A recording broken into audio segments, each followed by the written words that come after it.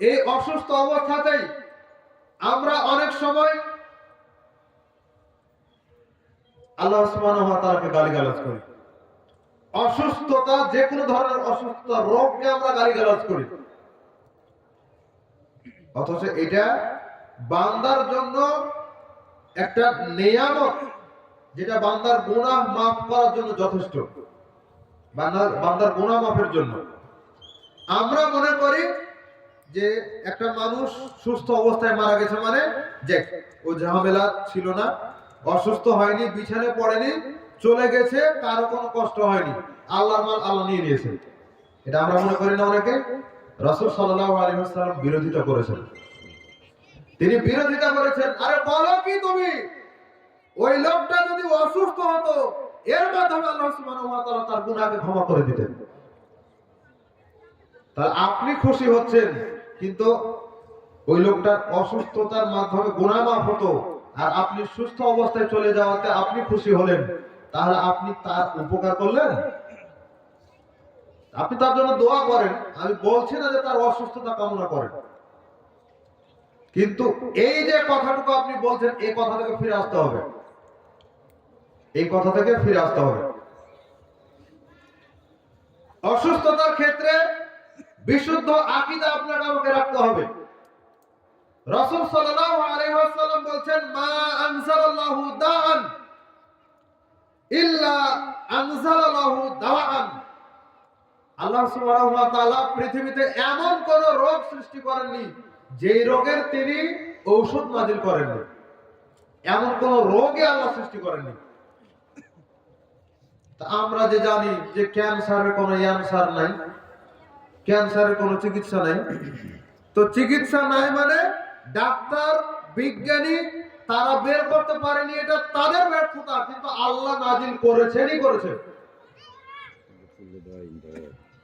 আল্লাহ নাজিল করেছেন। আমি পাইনি, এটা আমার ব্যর্থতা, আপনি পাননি, সেটা আপনার ব্যর্থতা, কিন্তু আল্লাহ সুবহানাহু ওয়া তাআলা সেটার চিকিৎসা দিয়েছেন। আজকে পাওয়া যায়নি, হয়তো 5 বছর পরে পাওয়া যাবে, 10 বছর পরে পাওয়া যাবে, কিন্তু পাওয়া যাবেই যাবে। আল্লাহ যেটা রোগ নাজিল করেছেন সেটার ঔষধও নাজিল করেছেন। এই আকীদা আপনাকে আমাকে রাখতে হবে।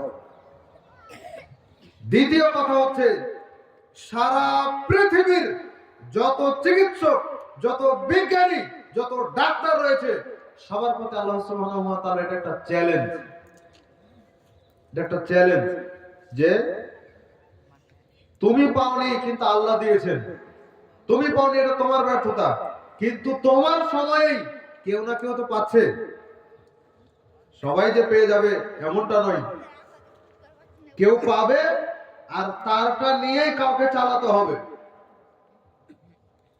2 নম্বর হচ্ছে, রোগ হচ্ছে তাকদীরের একটা অংশ, এটা আপনাকে আমাকে মানতে হবে, এটা মানতে হবে। যেমন আব্দুল্লাহ ইবনে আমর রাদিয়াল্লাহু তাআলা আনহু বলেন, রাসূল সাল্লাল্লাহু আলাইহি ওয়াসাল্লাম বলেছেন, কাতাবাল্লাহু মাকাদিরাল খালাইক ক্বাবলা আন ইয়াখলুকাস সামাওয়াতি ওয়াল আরদ বি50,000 সানাহ। আল্লাহ সুবহানাহু ওয়া তাআলা আকাশ মণ্ডলী এবং জমিন সৃষ্টি করার 50,000 বছর পূর্বে তিনি তাকদীর লিপিবদ্ধ করে দিয়েছেন। প্রত্যেকটা সৃষ্টিগুলো, প্রত্যেক সৃষ্টির তাকদীর লিপিবদ্ধ করেছেন পৃথিবী সৃষ্টি করার, আসমান জমিন সৃষ্টি করার 50,000 বছর পূর্বে। তাহলে যে রোগটা হচ্ছে এটাও ওখানেই লেখা ছিল, যার কারণে যে করোনা আপনার আমার পাশ দিয়ে চলে গেছে, আপনার আমার মধ্য দিয়ে চলে গেছে, এই করোনার সময়ও আপনাকে তাকদীর মানতে হতো। ওই সময় অনেক মানুষ বিভ্রান্ত হয়েছে। রাসূল সাল্লাল্লাহু আলাইহি ওয়াসাল্লামের হাদিসের বাস্তবতা, তিনি বলেছেন, মানুষ নি'মাতানি মাগবুনুন ফীহিমা কাসীরুম মিনান নাস, দুইটা নিয়ামত রয়েছে, যে দুইটা নিয়ামতের ব্যাপারে মানুষ গাফিল, অধিকাংশ মানুষই গাফিল। তার একটা হচ্ছে সুস্থতা, আর একটা হচ্ছে অবসর সময়। সুস্থ আছে ওই সময়ে বুঝে না যে এই যে সময়গুলো যাচ্ছে এই সময়গুলোর দাম কত। অসুস্থ হলে তখন বুঝে যে আমি যদি সুস্থ থাকতাম তাহলে এই এই কাজ করতাম, কিন্তু আবার যখন সুস্থ হয়ে যায় তখন আবার সে উল্টা পথে চলে যায়। সুস্থ সময়ের দাম সে বুঝে না। সম্মানিত উপস্থিতি, তাহলে অসুস্থতা সম্পর্কে সঠিক ধারণা আপনাকে আমাকে রাখতে হবে। সাথে সাথে এটা গুনাহ মাফের একটা মাধ্যম। এই জন্য ধৈর্য ধারণের জন্য চেষ্টা করতে হবে। ধৈর্য ধারণের জন্য চেষ্টা করতে হবে।